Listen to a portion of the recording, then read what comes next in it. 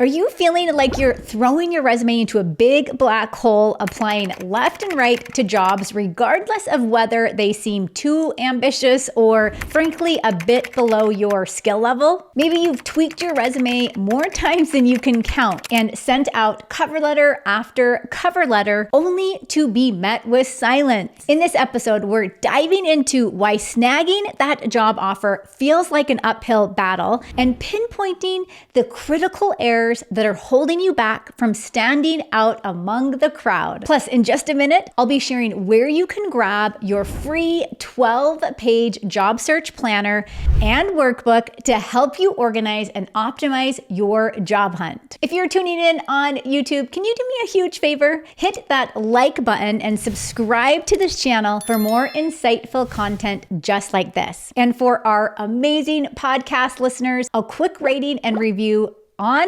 your favorite podcasting platform would mean the world to us. Your support and feedback allow us to keep making content just like this for you. So let's jump right in. Let's jump into what is happening in 2024 and why is job searching going to be more difficult than ever. So I'm going to share some thoughts with you guys. And you know, if you've ever joined my live streams, I'm always positive. So at the same time, even though we are looking at some challenges, you're easily able to overcome these. First reason why we are seeing job searching getting harder is, of course, economic factors and job market trends. So we know that when businesses do really well, they hire like crazy and they bring a bunch of people on board and they have lots of money to hire. Well, when businesses don't do very well, they have to cut back. And that's when we see hiring freezes, we see job scarcity. So again, we in the job market, we are subject to what's happening in the economy. Just be prepared for that. The other thing I want to touch on with this point is I want you to be very focused on what's happening in your industry. So again, we see a lot of layoffs happening in the tech industry right now, right?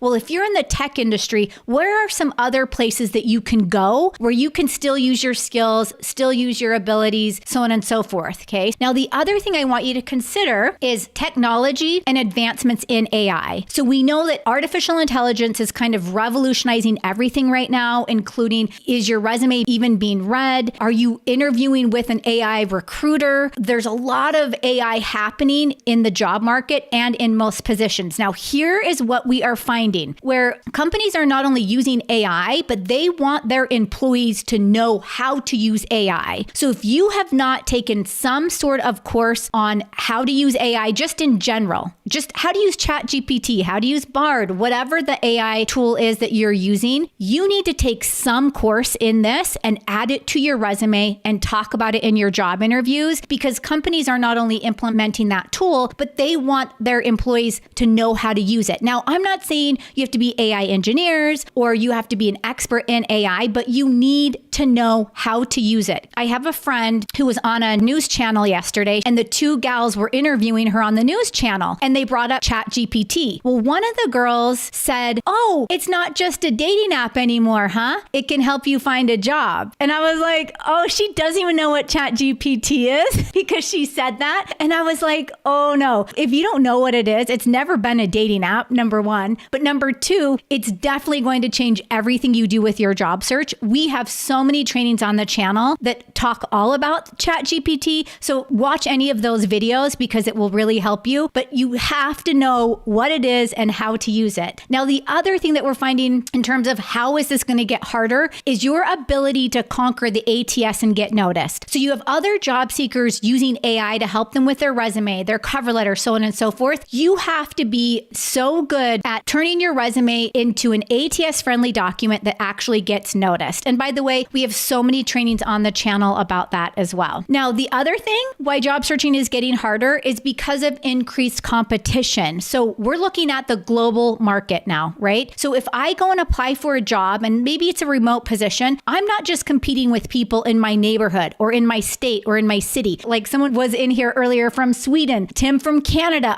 We're competing with each other because the market has gone global. So it's even more important than ever for you to be able to stand out so that you catch their attention. The other reason why we are seeing that job searching is getting harder is because there is a mismatch between the employee's skill and what employers demand. So if you guys go to a job posting, let's say this job posting is going to list 100% of what the company wants, right? Well, the company knows, or the person that wrote the job posting, they know we're not going to get someone with 100% match. That's a given, but they're going to put it all out there anyway. And then they're going to decide what's the most important in that job description, and do you have those skills? So you really have to evaluate if you're lacking a skill in some way, how can you improve that skill? How can you gain a greater knowledge or education? Is there some sort of webinar or class that you can take? And by the way, I will say this, most companies, they can find talent and people that have skill, but guess what they can't find? They can't find people that have character, that have personality, that have commitment, okay? Those are all personality traits. So again, I want to add that in there. That's one thing you really need to focus on in your job search this coming year. And then finally is networking and referrals. This is the most important part of the job search. And I probably need to do a 3-day training just on networking and gaining referrals, because we know hands down that companies hire